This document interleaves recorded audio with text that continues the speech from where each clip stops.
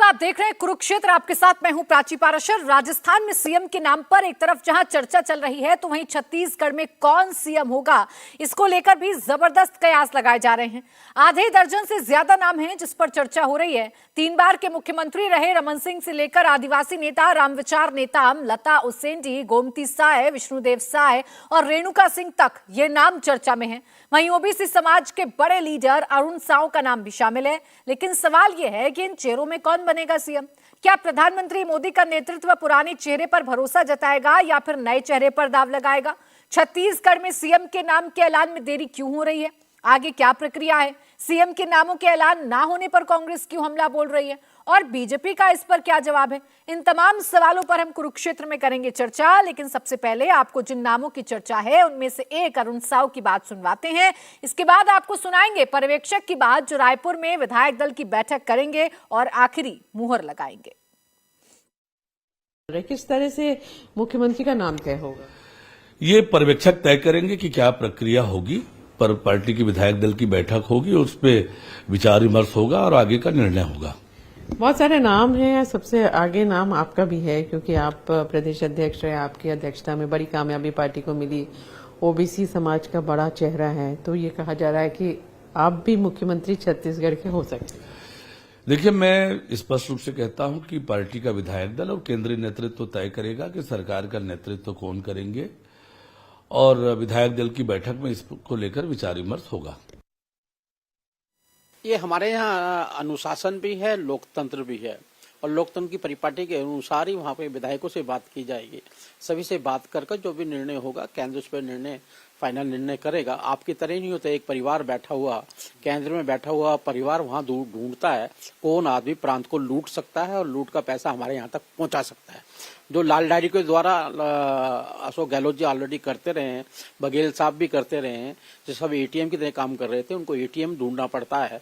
लेकिन हमारा यह लोकतंत्र सेवा समर्पण भाव से काम करने वालों को देखना होता है और उसकी प्रक्रिया खत्म हो जाएगी जाती है। तो जल्दी ये प्रक्रिया खत्म होगी, ऐसा दावा बीजेपी के नेता कर रहे हैं। इसी पर चर्चा करेंगे। खास मेहमान हमारे साथ हैं प्रेम शुक्ला, प्रवक्ता भारतीय जनता पार्टी, अनंत विजय, वरिष्ठ पत्रकार, संजीव श्रीवास्तव, वरिष्ठ पत्रकार, वरुण पुरोहित, नेता कांग्रेस हमारे साथ हैं। आप सभी का बहुत बहुत स्वागत है। प्रेम शुक्ला जी, जब तय विधायकों को ही करना है और आपको अच्छा खासा मैंडेट छत्तीसगढ़ में मिला है, तो इतनी देरी क्यों कर दी आप लोगों ने? किस बात का इंतजार किया जा रहा है छत्तीसगढ़ में मुख्यमंत्री के नाम के ऐलान का? पता नहीं देरी की परिभाषा क्या है कि 3 तारीख को चुनाव परिणाम आए और हम 9 तारीख में बैठे हैं। ऐसा जो है मीडिया में चलाया जा रहा है जैसे महीनों बीत गए हों। 7-8 दिन तो मुझे लगता है कि सामान्य प्रक्रिया में लगता है और विधायक दल की बैठक आहूत होने की जो है प्रक्रिया प्रारंभ हो गई है, पर्यवेक्षक घोषित हो गए हैं। एक संवैधानिक लोकतांत्रिक पार्टी जो है, पिछले 4 दिन से तो देरी ही मैं सुन रहा हूँ कि 4 दिन से मीडिया का एक वर्ग जो है वो देरी को लेकर अत्यंत अधीर हो रहा है। तो मुझे लगता है इसमें अधीर होने की आवश्यकता नहीं है। भारतीय जनता पार्टी की अपनी एक संवैधानिक लोकतांत्रिक निर्वाचन निर्णय की प्रक्रिया है, उस प्रक्रिया के अनुकूल निर्णय हो रहा है। भारतीय जनता पार्टी के किसी जो है विधायक को नहीं लग रहा है कि देरी हो रही है। भारतीय जनता पार्टी किसी कार्यकर्ता पदाधिकारी को नहीं लगता देरी हो रही है। हाँ, कांग्रेस के लोगों को बहुत लग रहा है कि देर हो रही है, जैसे उनको ये लग रहा है कि मुख्यमंत्री आ जाएगा तो लाल डायरी नहीं खोलेगा। तो मुझे लगता है कि कांग्रेस के लोगों को भी थोड़ा सा प्रतीक्षा कर लेने की आवश्यकता है, इतना अधीर ना हो जाए। और भारतीय जनता पार्टी की नीति रीति में छिद्रान्वेषण करने से उनको कोई लाभ नहीं होने वाला है। नहीं, कोई अधीर नहीं हो रहा है प्रेम शुक्ला जी। बस सवाल इसलिए पूछे जा रहे हैं कि जब कांग्रेस जिस राज्य में सरकार बनाती है, 2 दिन भी देरी होती है कांग्रेस से, तो आप लोग सवाल उठाने लगते हैं। घर की कलेश आपको नजर आने लगता है, एक दूसरे के बयान आपको देखने लगते हैं। देखिए ना, तेलंगाना में आपसे आगे निकल गए, उन्होंने सरकार बना दी, अब तो मंत्रिमंडल का भी गठन शुरू हो जाती है। नहीं, उनके यहाँ सिर्फ उटोबल शुरू हो जाती है। अभी जिस तेलंगाना की बात कर रहे, वहां 5 लोग खड़े हो गए और 5 ने कहा कि रेवंत रेड्डी तो अखिल भारतीय विद्यार्थी परिषद से आए हैं, वो कांग्रेस में नए हैं। जब वो प्रदेश अध्यक्ष बने तब विरोध के वहां होर्डिंग्स लग गए थे। अभी भी जो है 5 लोगों के बयान आ गए थे। भारतीय जनता पार्टी में किसी का बयान नहीं आता। भारतीय जनता पार्टी में जिसका नाम कांग्रेस और कांग्रेस जनित मीडिया उठाती है, उन आदरणीय वसुंधरा राजे भी स्पष्टता से कहती हैं कि मैं कार्यकर्ता हूं, अनुशासन में रहती हूं और जो दायित्व मिलेगा जिसको मिलेगा उसका निर्वाह करेगा। आपने भारतीय जनता पार्टी में किसी से सुना बिल्कुल चूहा दौड़ शुक्ला जी, शुरू हो मैं गई तो हो? कह ही रही हूँ कि ये तेलंगाना में तो 3 ही दिन में चूहा दौड़ शुरू हो गई थी कि अंदर ही अंदर खेमेबाजी होती रहेगी, लेकिन बाहर जबान पे रहेगा कि जो पार्टी तय करेगी वही होगा। अब और राजस्थान में- गजब कहे कि भाजपा के कार्यकर्ताओं को खेमा नहीं दिखाई देता है, प्रेम लेकिन शुक्ला पता जी, नहीं कौन सा राजस्थान में सूरमा क्या लोग हो रहा लगाते था, हैं, राजस्थान उनको में खेमे क्या हो दिखाई रहा देने था, जो लगते हैं। भागदौड़ कर रही थी वसुंधरा राजे जी, और जो अचानक पता से नहीं दिल्ली क्या हो रहा आने था। के लिए बड़े बड़े नेता आतुर हैं और आकर मिल रहे हैं अचानक से शीर्ष क्या नेतृत्व दिल्ली से। आती जाती वो रहती भी तो राष्ट्रीय सबको दिख रहा है उपाध्यक्ष है ना, वो भी वो सबको राष्ट्रीय- दिख रहा है। अरे अजीब है, अब राष्ट्रीय अध्यक्ष, एक राष्ट्रीय उपाध्यक्ष राष्ट्रीय अध्यक्ष से मिले तो इसमें आपको लगता है लोग भागदौड़ कर रहे हैं? गजब है, गजब है। नहीं, बिल्कुल गजब नहीं है प्रेम शुक्ला जी। अब आप गजब- देखिए गजब का एकदम विश्लेषण है। मासूमियत से बहुत- राजनीति को बहुत- समझाने बहुत की कोशिश अभिनंदनीय कर रहे विश्लेषण हैं। है। अब इतनी मासूम राजनीति होती नहीं है, मैं नहीं समझ पा रही, शायद मुझे लगता है मेरे साथ जो वरिष्ठ पत्रकार है वो अब समझ पता लेंगे। नहीं- संजीव पता नहीं- श्रीवास्तव जी, पता नहीं राजनीति जो है कितनी छल कपट भरी होती, मैं नहीं जानता। मैं अभी एक मैंने सेकंड, तो प्रेम मासूमियत शुक्ला भरी जी, संजीव राजनीति श्रीवास्तव देखी जी, है। क्या इतनी ही मासूमियत के साथ राजनीति को समझा जाए, या 3 राज्यों में मुख्यमंत्री को लेकर जो वक्त लग रहा है इसको समझा जाए जितनी मासूमियत से प्रेम शुक्ला जी समझा रहे हैं, या कोई पेंच है? प्राची जी नमस्ते। मैं देखिए, मासूमियत और राजनीति का तो कोई खासा संबंध है नहीं। अब समय क्यों लग रहा है इतना, ये सच में एक सोच का विषय है, क्योंकि जिस तरह से अभी बीजेपी का केंद्रीय नेतृत्व मजबूत है और एक सर्वशक्तिमान परिस्थिति में उसने स्वयं को ढाल लिया है और लोग मानते हैं ऐसा। जैसे अभी प्रेम शुक्ला जी ने कहा कि वसुंधरा तक, जिनके लिए कहा जा रहा है कि वो बगावती स्वर मुखर कर रही हैं, रिजॉर्ट बाजी करी, जो सब मुझे नहीं लगता कि वो इतनी नासमझ होंगी या इतनी मासूम होंगी राजनीति में कि इस दौर में बीजेपी के इस तरह की कोई बात सोचें, इस तरह के मंसूबे रखें। लेकिन हाँ, शक्ति प्रदर्शन तो थोड़ा बहुत करना ही चाहिए भाई। आफ्टर ऑल राजस्थान में अगर मोदी जी के अलावा कोई नेता घूमा है तो वसुंधरा राजे ही घूमी है। 55 जनसभाएं उन्होंने भी की हैं, 53 उनके समर्थक जीत के आए, 53-55 जो तथाकथित वसुंधरा समर्थक माने जाते हैं सब बीजेपी के लोग। तो बिल्कुल ही बैठे बैठे वो ये स्वीकार कर लेंगे मैं मुख्यमंत्री नहीं बनूंगी, किसी को मालूम नहीं बनेंगी कि नहीं बनेंगी, लेकिन आम धारणा ये बन गई कि भाई वो तो नहीं बनेंगी, कोई और भी बने। अब ये धारणा भी कितनी सही है कितनी गलत, इसका भी किसी को अंदाजा नहीं है, क्योंकि मुख्यमंत्री के नाम की पर्ची तो सिर्फ मोदी जी की जेब में है। पर्यवेक्षक जब जाएंगे और विधायक दल की बैठक में केंद्रीय नेतृत्व पे फैसला छोड़ा जाएगा, उसके बाद पर्यवेक्षकों को बताया जाएगा कि आप इस नाम की घोषणा कर दीजिए अब कि केंद्रीय नेतृत्व की ये पसंद है।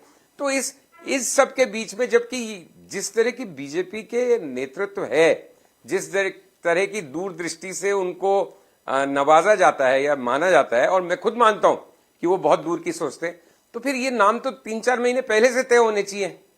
अब किस बात की कवायद चल रही है, या क्या उनके सारे सोचे हुए नाम हार गए बाय एनी चांस? ऐसा भी नहीं होती है, मैं हल्के अंदाज में कह रहा हूं। तो ये किस वजह से देरी हो रही है, क्यों इतनी प्रक्रिया फॉलो हो रही है, थोड़ी बहुत अचंभे का विषय जरूर है। क्योंकि मैं नहीं मानता कि न तो बीजेपी में कोई शिवराज वसुंधरा कोई भी बगावत के स्थिति में है, न मैं ये मानने को तैयार हूं कि मोदी जी और अमित शाह जी ने ये पहले से तय नहीं कर रखा होगा कि कौन उनका मुख्यमंत्री होगा। तो फिर ये थोड़ा सा एक मतलब नहीं समझ में आने वाली बात तो जरूर है। ठीक है प्रेम शुक्ला जी, अब ये कंफ्यूजन तो आप ही दूर करेंगे ना, ये नहीं समझने वाली स्थिति क्यों बनी हुई है? ठीक है प्रेम शुक्ला जी, कंफ्यूजन तो आप ही दूर करेंगे ना कि मुख्यमंत्री का नाम तय हो गया है या अभी तय होना बाकी है, कौन करेगा तय? देखिए, कंफ्यूजन है ही नहीं, पता नहीं किसको कंफ्यूजन है। भारतीय जनता पार्टी के न तो नेतृत्व को कंफ्यूजन है, न भारतीय जनता पार्टी के विधायकों को कंफ्यूजन है, न भारतीय जनता पार्टी के पदाधिकारियों को कंफ्यूजन है। तो कंफ्यूजन है किसको?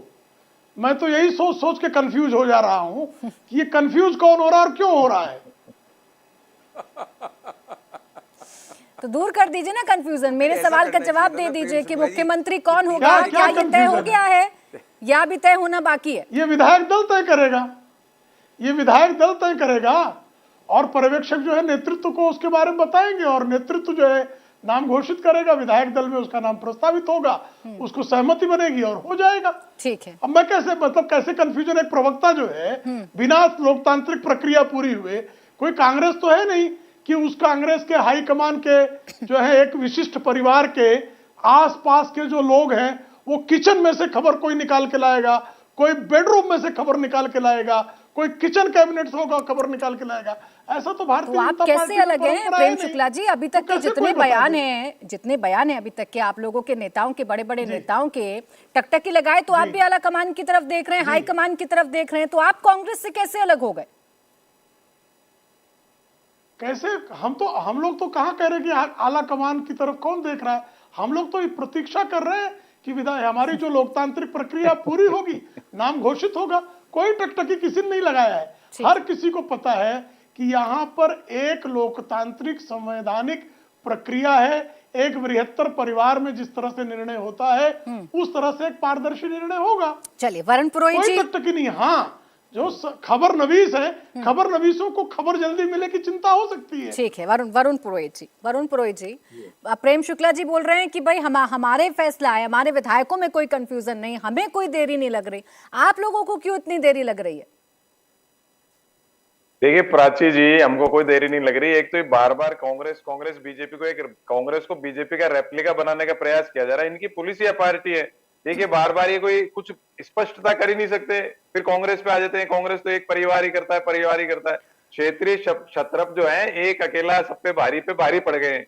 पॉलिटिकल सुपरमैन बनने का जो प्रयास हो रहा है वो इनको 8-8 दिन से जनता देख रही है, कैसे किस प्रकार के पॉलिटिकल सुपरमैन है, कैसे निर्णय लेते हैं।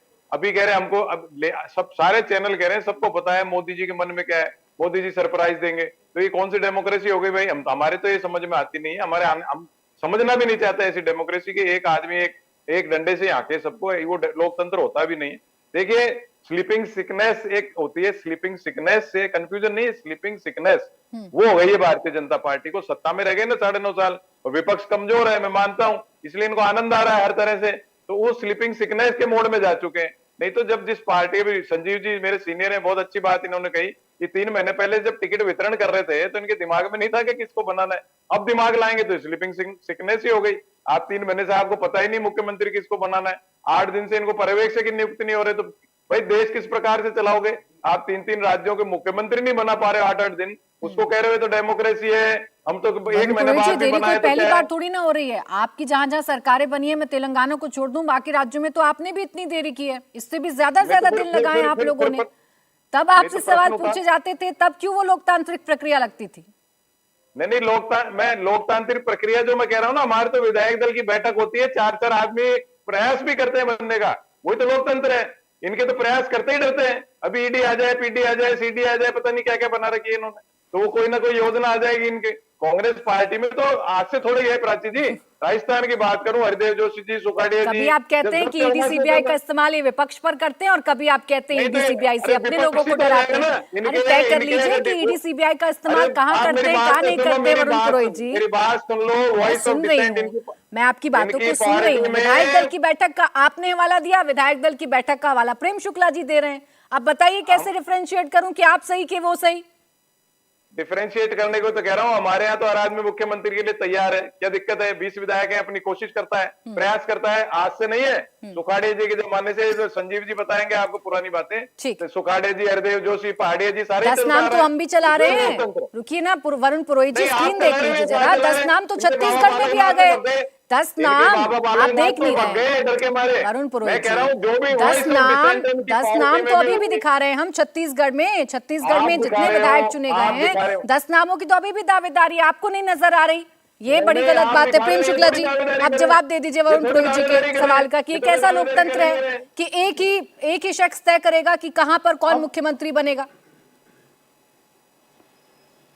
देखिए, वंशतंत्र के जो चौपदार हैं वो लोकतंत्र कैसे समझेंगे? एक वंशतंत्र के वंश के चिराग ने कह दिया कि राजीव गांधी को अंजैया का चेहरा नहीं पसंद आया तो हटा दिया। वंशतंत्र के चिराग को कहीं जो है लोकतंत्र समझ में आ सकता है? यहां विधायक दल की जो इच्छा होगी उसको पर्यवेक्षक हमारे आदरणीय अध्यक्ष जी और को बताएंगे। आदरणीय अध्यक्ष जी पार्लियामेंट्री बोर्ड को बताएंगे, पार्लियामेंट्री बोर्ड तय करेगा और उसका नाम प्रस्तावित होगा, उस पर सहमति बनेगी, मुख्यमंत्री होगा। इससे अधिक लोकतांत्रिक प्रक्रिया क्या हो सकती है? मुझे बताइए कि प्रियंका वाड्रा जब पद पर भी नहीं थी तब भी मुख्यमंत्री तय कर दे रही थी, वो लोकतंत्र था। तो भाई जिनके यहाँ वंशतंत्र, वंश के चिराग ही, वो प्रधानमंत्री जी जो हैं यूनाइटेड नेशंस में गए और यहाँ पर जो है कैबिनेट के प्रस्ताव को फाड़कर फेंक दिया। अभी शर्मिष्ठा मुखर्जी ने, प्रणब मुखर्जी की पुत्री ने, प्रणब मुखर्जी जिस कैबिनेट के सदस्य थे, उनकी पुत्री ने छापा है। बहुत छोटा सा जवाब दीजिएगा वरुण पुरोहित जी, फिर अनंत जी के पास जा रही हूँ। कैबिनेट से ज्यादा प्रधानमंत्री से अधिक शक्तिशाली एक वंश का लौंडा हो जाए तो उसके बारे में क्या कहें? वरुण पुरोहित जी, देखिए, मैं तो ऐसे शब्दावली का उपयोग कर नहीं सकता मोदी जी के लिए, लेकिन मेरा मानना यह है कि इनके वॉइस ऑफ डिसेंट होती है तो उसको या तो बाहर कर देते हैं, या उसके पीछे जो आप बात पूछ रहे थे ईडी सीबीआई दुनिया भर के लगा देते हैं, वो डर पैदा कर रखा है, इसलिए अनुशासन का नाम लेते हैं। कैलाश मेघवाल जी कितने वरिष्ठ नेता राजस्थान के, उन्होंने वॉइस ऑफ डिसेंट करी, उनको बाहर निकाल दिया, तो फिर लोकतंत्र हुआ कहाँ? हमारे यहाँ तो कोई कुछ भी बोल, वही तो मैं कह रहा हूँ ना, डेमोक्रेटिक फोरम होता है, उसमें हर आदमी के विचार का सम्मान होता है। आपका मेरा विचार भिन्न है तो भी हम एक दूसरे का सम्मान करेंगे, इनके वो नहीं है। तो शब्दावली या तो बिगाड़ने लग जाएंगे, एंटीसेंट बोलने लग जाएंगे, या फिर पार्टी से बाहर कर देंगे। अभी अब तो इनके पास हथियार भी हैं, 3-4 मिसाइलें पार्टी से बाहर बोलने वालों का इतिहास तो आपके पास भी है, आपकी तो सरकारें चली जाती हैं, ऐसा लोकतंत्र है आपके वरुण पुरोहित जी। तो खैर एक दूसरे के बयानबाजी पर तो नहीं जाते हैं। अनंत विजय जी के पास चली जाती हूँ। अनंत विजय जी, जितना सिंपल नजर आ रहा है, खासकर मैं छत्तीसगढ़ की बात करूं, छत्तीसगढ़ में तो सब कुछ ठीक है, सरकार भी बन गई, आपके पास मैंडेट भी आ गया, फिर इतना वक्त वहां पर क्यों लग रहा है मुख्यमंत्री को चुनने में? प्राची, मैं बहुत गंभीरता से प्रेम शुक्ला जी को भी सुना और सब लोगों को सुना। देरी की वजह जो मुझे समझ में आती है वो ये है कि भारतीय जनता पार्टी। मैं आनंद जी आपके पास लौट रही हूँ, आपकी आवाज ठीक से नहीं पहुंच पा रही है, वो जरा ठीक कर लेते हैं, उसके बाद आपके पास आते हैं। संजीव श्रीवास्तव जी माफ कीजिएगा, ये जो पेच, हालांकि प्रेम शुक्ला जी तो नहीं मान रहे कि कोई पेच है या कि कोई किसी प्रकार की कोई दिक्कत है, अमूमन विधायक दल की बैठक होने में, पर्यवेक्षक चुने जाने में क्या इतना ही वक्त लगता है, इतना ही समय लेती है कोई भी पार्टी?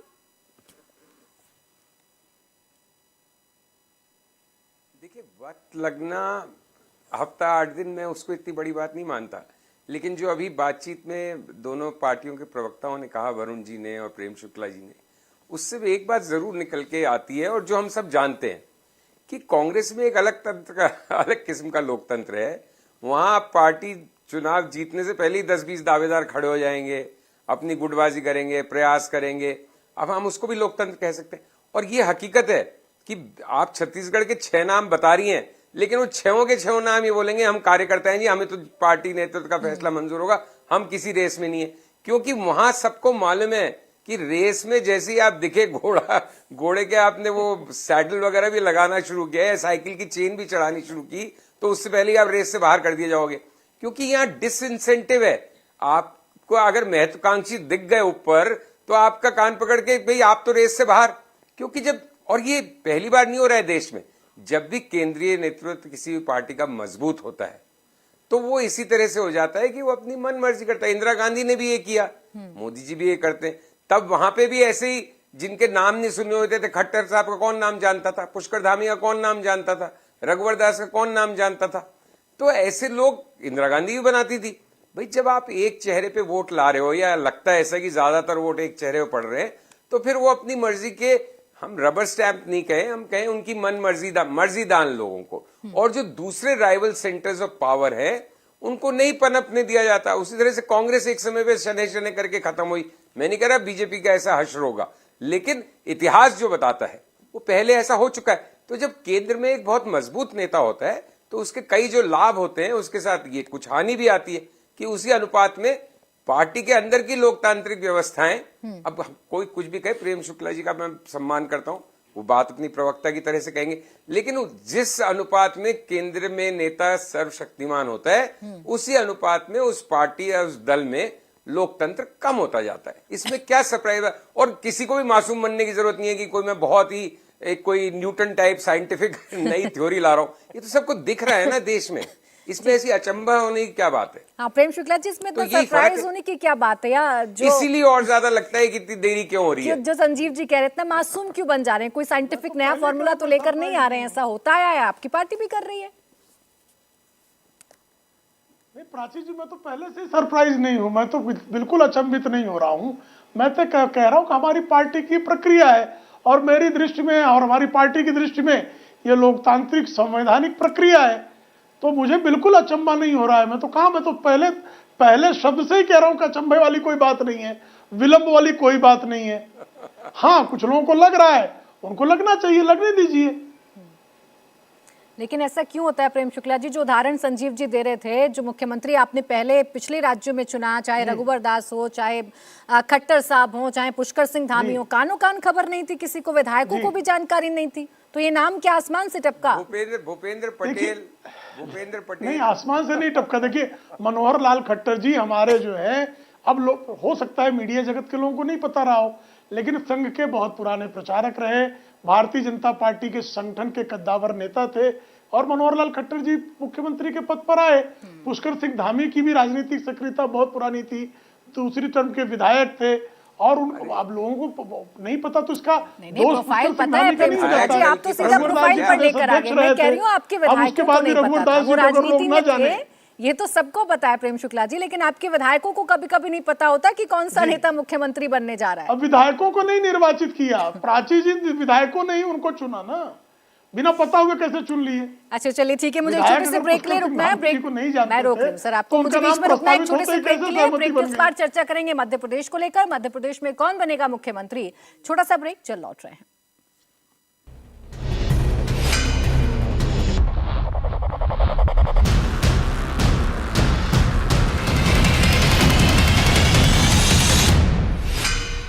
ब्रेक के बाद स्वागत है आपका, आप देख रहे हैं इंडिया टीवी। छत्तीसगढ़ के बाद अब बात मध्य प्रदेश की। मध्य प्रदेश में क्या शिवराज को मुख्यमंत्री बनाया जाएगा या किसी और को, इस पर तो फैसला 11 दिसंबर को विधायक दल की बैठक में होगा।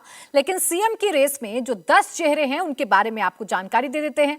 पहला नाम मौजूदा मुख्यमंत्री शिवराज सिंह चौहान का है, जो ओबीसी कैटेगरी से आते हैं। उनके अलावा ओबीसी फेस और पूर्व केंद्रीय मंत्री प्रहलाद पटेल, इंदौर के फायर ब्रांड नेता कैलाश विजयवर्गीय, पूर्व केंद्रीय मंत्री नरेंद्र सिंह तोमर और केंद्रीय मंत्री ज्योतिरादित्य सिंधिया। इसके अलावा सुमेर सिंह सोलंकी, वीडी शर्मा, रीति पाठक, गोपाल भार्गव, राकेश सिंह। थोड़ी देर पहले राजधानी भोपाल में सीएम शिवराज सिंह चौहान ने एक जनसभा के दौरान सीएम पद पर बात की। पहले आपको उनकी बात सुनवा देते हैं, फिर चलेंगे मेहमानों के पास। मेरे लिए सबसे बड़ा पद है भाई का पद और मामा का पद। इससे बड़ा कोई पद होता है क्या?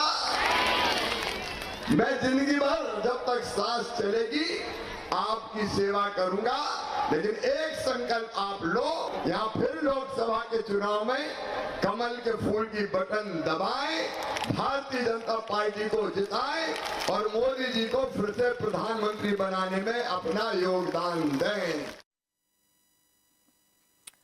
तो प्रेम शुक्ला जी, क्या ये तय माना जाए कि शिवराज सिंह चौहान की मुख्यमंत्री पद पर तो वापसी नहीं हो रही है? ये तय करने वाले हम लोग कौन हैं? ये तो हमारा विधायक दल तय करेगा, हमारा पार्लियामेंट्री बोर्ड तय करेगा। ये तो शिवराज सिंह चौहान स्वयं भी नहीं तय कर सकते। उनके जो बयान सामने आ रहे हैं प्रेम शुक्ला जी, यूं ही तो नहीं आ रहे होंगे, अब कह देंगे आप ये भी यूं ही बयान दिए जा रहे हैं। हाँ, नहीं उन्होंने यही कहा कि मैं कभी मुख्यमंत्री पद की रेस में था नहीं, और भारतीय जनता पार्टी में दायित्व दिया जाता, कोई रेस होता नहीं है। यही तो आपसे जानने की कोशिश कर रही थी कि वो ऐसे बयान दे रहे हैं, ट्वीट भी कर रहे थे, सभी को राम राम हाथ जोड़े नजर आ रहे थे, तो क्या मैसेज कन्वे हो गया है कुछ? नहीं, वो उनकी विनम्रता है। हमारे यहाँ किस तरह से लोकतंत्र में विश्वास रख के एक मुख्यमंत्री पद पर रहा व्यक्ति जो है वो कैसे जो है कार्यकर्ता भाव में रहता है, कैसे लोकतंत्र को संचालित होना चाहिए, इसके आदर्श उदाहरण है। ठीक, प्रेम शुक्ला जी तो जवाब देंगे नहीं, अनंत विजय जी आप इस बात का जवाब दे दीजिए। जो शिवराज सिंह चौहान जिस तरीके के बयान दे रहे हैं या जिस तरीके के उनके ट्वीट सामने आ रहे हैं, क्या मैसेज बड़ा साफ साफ क्लियर है उनके लिए?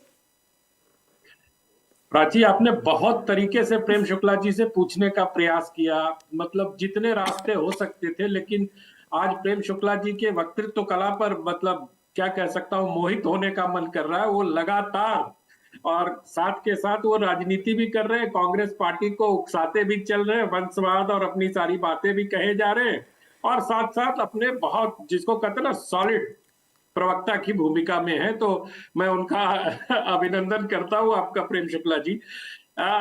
प्राची, मुझे लगता है कि इस बार जो बड़े भाई का रणनीति बनाई जा रही है या जिसपे चर्चा की जा रही है या जिसपे विचार किया जा रहा है, अभी मैं सुन रहा था कि किसी विशेषज्ञ ने कहा, ठीक से याद नहीं है मुझे, कि 3 महीने पहले तय हो गया होगा, ये हो गया होगा प्राची जी। लेकिन दरअसल ये जो चीजें हो रही हैं, इन सब का लक्ष्य 2024 का मई का चुनाव है। आप इस बात को ध्यान रखिए, जो व्यक्ति मध्य प्रदेश में 29 सीटें जिताने का मादा रखता होगा उसको ही कमान दी जाएगी। आप याद करिए, पहले दिन शिवराज सिंह चौहान जी का यही बयान था जब उन्होंने कहा था मैं 29 कमल मोदी के माला में पिरोने वाला हूं।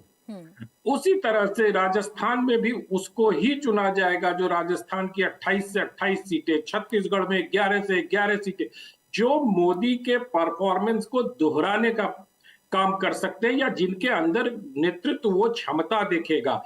3 महीने पहले हो सकता है कुछ नाम तय हुए होंगे, लेकिन जो वोटिंग का पैटर्न हुआ होगा, जिन जातियों ने भारतीय जनता पार्टी को वोट किया, जिन समुदाय ने भारतीय जनता पार्टी को वोट किया, उसको देखते हुए उसका आकलन हो रहा होगा कि किस व्यक्ति में ये क्षमता है कि ये जो वोट का मोबिलाइजेशन नरेंद्र मोदी ने अपने चेहरे के इर्द गिर्द किया है, अपने व्यक्तित्व के इर्द गिर्द किया है, उसको संभालते हुए 6 महीने में आगे तक ले जाए और कहीं कोई कमी न रहने पाए। क्योंकि 2024 का चुनाव मुझे लगता है कि प्रधानमंत्री के लिए बहुत महत्वपूर्ण है और आजाद भारत के इतिहास में हैट्रिक लगाने वाले प्रधानमंत्री के तौर पर, हालांकि अभी कोई मुकाबला है नहीं, मुझे ऐसा नहीं लगता आज की तारीख में कोई मुकाबला नहीं है, लेकिन फिर भी भारतीय जनता पार्टी की जो राजनीति होती है वो कोई कोना छोड़ना नहीं चाहते हैं, कोई सिरा छूटे नहीं, कोई लूज कैनन रहे नहीं। इसलिए मुझे लगता है कि जो देरी हो रही है, जो मंथन हो रहा है वो, और उसके इस मंथन के लिए आड़ क्या ली जा रही है, विधायकों से बातचीत चल रही है। अब ये बताइए कि भारतीय जनता पार्टी में क्या मतलब अध्यक्ष वीडियो कॉल पर मुख्यमंत्री तय करेंगे? आपके चैनल पे मैं देख रहा था कि 30-30 विधायकों के उसमें वो वीसी करेंगे और वीसी में उनके मत लेंगे। अरे अगर अध्यक्ष ही मत ले लेगा तो पर्यवेक्षक क्या करेगा, ये बताइए आप मुझे। इतने सीनियर राजनाथ जी को भेजा गया है और उसके बाद अध्यक्ष मिलेंगे, इतने लोग बीच में रोक रही हूँ आपको। इस सवाल का जवाब तो शायद प्रेम शुक्ला जी दे दें, हालांकि आज मूड में किसी सवाल का जवाब नहीं देंगे, लेकिन प्रेम शुक्ला जी तो बड़ा सिंपल सा सवाल है कि अध्यक्ष ही अगर मत ले लेगा तो पर्यवेक्षकों का क्या काम? नहीं, अध्यक्ष मत ही लेगा ये तो आवश्यक नहीं है ना। अध्यक्ष का संवाद जो है उसको सिर्फ मत लेने के लिए क्यों माना जाए? पर्यवेक्षक जो है मत लेंगे, अध्यक्ष जी संवाद साधने का कार्य करते हैं। अध्यक्ष जी का विधायकों से संवाद हो ये तो लोकतंत्र का पुष्टिकरण है। अनंत विजय जी, आज तो सब कुछ लोकतंत्र के इर्द गिर्द ही घूमेगा, लेकिन मध्य प्रदेश में जो नाम चल रहे हैं और जो समीकरण आपने बताए कि 24 का भी लक्ष्य साधना है, कौन सा नाम आपको लग रहा है जिसकी प्रबल दावेदारी हो सकती है शिवराज सिंह चौहान के बाद?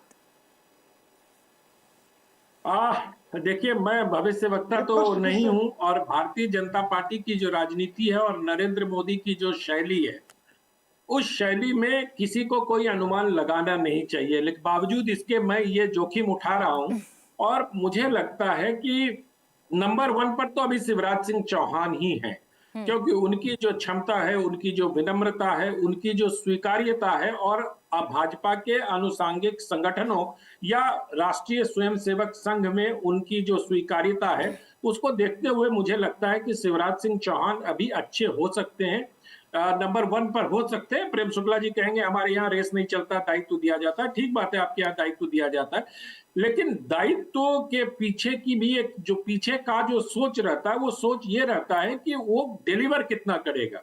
नरेंद्र मोदी के लिए वही व्यक्ति सर्वोत्तम होगा जो डिलीवर करेगा, क्योंकि ये व्यक्ति खुद डिलीवर कर रहे हैं।